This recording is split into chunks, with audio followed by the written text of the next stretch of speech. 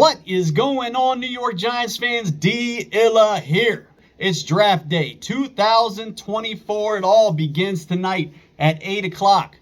The New York Giants make their pick at pick number 6. Will all the drama finally be put to rest when it comes to Daniel Jones? Will we finally bring in another option at the quarterback position that this team can build around? As of right now, things are looking kind of bleak, considering the Giants would most likely have to trade up to pick number 3 with the New England Patriots.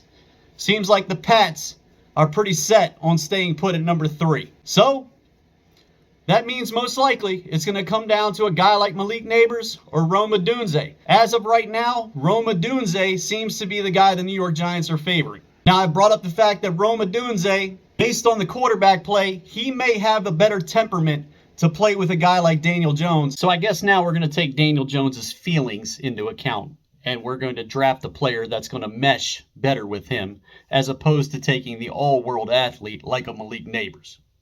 Even though Daniel Jones most likely won't be here past this year. I can see a guy like Malik Nabers becoming very frustrated with a quarterback like Daniel Jones, a guy that refuses to throw the football down the field and constantly checks down. I don't want to hear about him not having enough time.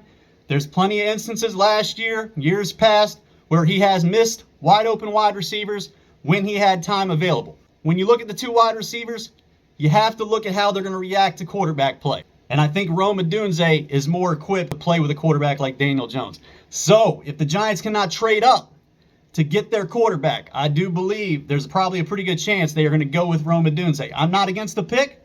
I like Odunze. I'd much rather have a quarterback here. Again, going back to last year when everybody was telling me how bad of a fan I was when I wanted this team to not win the games that they won last year, that 3-game winning streak that they went on, and everybody was bad-mouthing me, telling me, I was a bad fan because I wanted the team to lose this, that, and the other. And ultimately that cost us, a top 3 spot and put us back here at 6 to a point where we can't get a guy like Drake Maye. Can't sit here and say I didn't tell you so. Another thing I want to talk about, Michael Penix.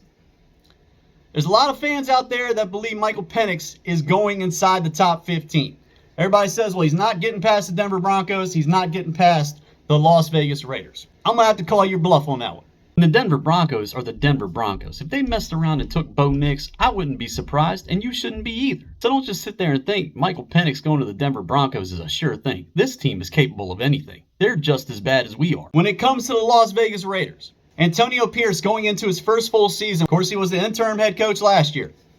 This is a defensive-minded head coach. A guy that played the game, middle linebacker for our beloved New York Giants. Won us a Super Bowl title back in 2007. Was a key part of that defense. That man knows how to play defense. He's got the mentality to play defense. That man is an all-around dog.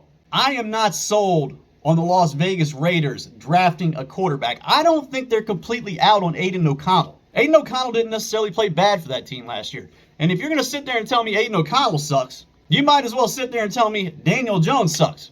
Because in 10 starts last year, Aiden O'Connell had what?